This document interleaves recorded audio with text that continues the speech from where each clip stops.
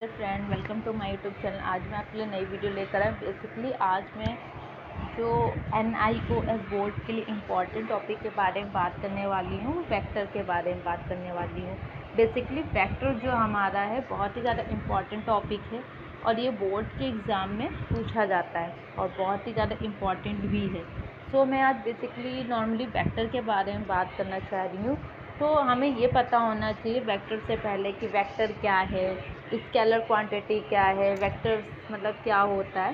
तो मैं थोड़ा सा आपको बहुत शॉर्टली इंट्रोड्यूस करने वाली हूँ और इसकी जो चैप्टर है इसको मैं बेसिकली इसको कंप्लीट करूँगी। तो मैं बात करती हूँ scalar quantity. So scalar quantity क्या होती है? A physical quantity which can be represented by number only, it is known as a scalar quantity. Means scalar quantity वो होती है जो कि हमें क्या सिर्फ ओनली नंबर्स ही रिप्रेजेंट करती है। ठीक है, सिर्फ ओनली हमें क्या करती है, नंबर ही रिप्रेजेंट करती है। ठीक है, तो एक बार मैं फिर से पढ़ के बता देती हूँ। A physical quantity which can be represented by a number only is known as scalar quantity which have only magnitude. इसमें क्या होता है, सिर्फ मैग्नीट्यूड होता है। जैसे कि इसके एग्जांपल हो गए time, mass, length, speed, temperature, volume, quantity of heat, work done are all scalars. Scalar का मतलब कि हम अदिश राशि भी कहते हैं इसको। अदिश राशि में क्या होगा कि इसमें हमें दिशा नहीं होगी लेकिन इसका मैग्नीट्यूड होता है, हमें मैग्नीट्यूड पता होता है।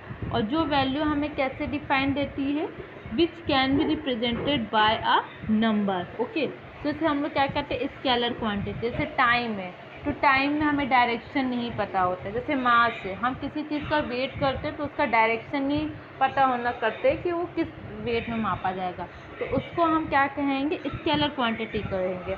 अब बात करते हैं वेक्टर क्वांटिटी। ठीक है, सो वेक्टर क्वांटिटी को हम लोग मेंशन कैसे करते हैं, या तो एरो के थ्रू करते हैं या तो डल के थ्रू करते हैं। तो वेक्टर में क्या होता है, उनके जो रिप्रेजेंटेशन होते हैं तो वो शो करते हैं कि वेक्टर में क्या होता है, हमारा डायरेक्शन होता है। ठीक है, तो वेक्टर हमारा डायरेक्शन होता है। तो वेक्टर हमारा क्या होगा, the physical quantity which have magnitude as well as direction are known as vector. Displacement, velocity, acceleration, force, weight, it's all example of vectors. vector में से displacement, सपोज डिस्प्लेसमेंट का एग्जाम्पल हम एक आपको बहुत ही बेसिकली या बहुत जनरल उदाहरण देकर बता रही हूँ। जैसे कि डिस्प्लेसमेंट का मतलब, जैसे कि हम स्कूल से घर जाएंगे तो वापस ही तो आएंगे, तो क्या यहाँ पर हमारी एक दिशा निर्धारित की गई है कि इस दिशा में काम होगा। फोर्स में क्या होता है, क्रिया पर प्रतिक्रिया, रिवर्स हमारा क्या हो रहा है, तो उसके लिए एक स्पेसिफिक डायरेक्शन ही तो शो किया गया है। जैसे न्यूटन का लॉ, हम कोई भी लॉ लेकर चले, जैसे हम बंदूक चला रहे तो वो एक डायरेक्शन पर ही तो होगा, तो वो हमारी क्या होगी, वेक्टर क्वांटिटी होगी।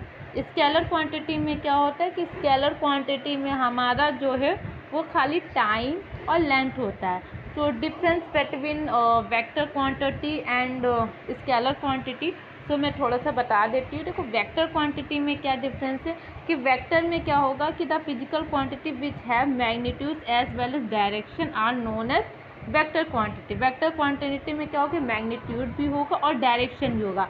लेकिन स्केलर क्वांटिटी में क्या होता है, स्केलर क्वांटिटी में ओनली क्या रहेगा, हमारा मैग्नीट्यूड होगा। ठीक है, तो ओनली हमारा क्या होगा, मैग्नीट्यूड होगा। So vector quantity is example displacement, velocity, acceleration, it's. Scalar quantity के क्या एग्जाम्पल है, टाइम, मास, लेंथ, इट्स। तो ये क्या हो गया हमारा vector and scalar. So classification of vector भी मैं थोड़ा सा बता दे रही हूँ, लेकिन इसका मैं बहुत अच्छे से एक्सप्लेनेशन नेक्स्ट वीडियो में ही दूंगी। सो जीरो वेक्टर जैसे क्या होता है, नल वेक्टर। तो जीरो वेक्टर क्या होगा कि a vector whose magnitude is zero is called a zero vector और नल वेक्टर। मतलब कि हमारा जो मतलब कि वेक्टर होगा उसका जो हमारा मैग्नीट्यूड होगा वो हमारा क्या होगा, इज ज़ीरो, तो हम लोग उसको क्या कहेंगे, नल वेक्टर। यूनिट वेक्टर क्या कहेंगे कि मैग्नीट्यूड की वैल्यू हमारी कितनी है, इक्वल्स टू 1 है, तो वो हमारा क्या होगा, यूनिट वेक्टर होगा।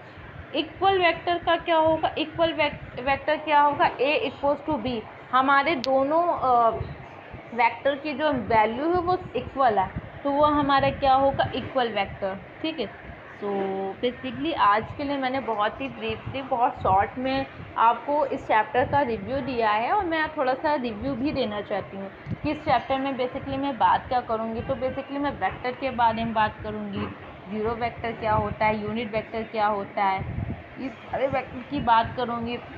फिर आप लोगों को क्वेश्चन सॉल्व करवाऊँगी। ठीक है, तो ऐसे बहुत सारे टर्म्स हैं। तो अभी के लिए आप इतना ही, बेसिकली आप भी थोड़े सम सॉल्व करिएगा, मैं भी थोड़े सम सॉल्व करूँगी।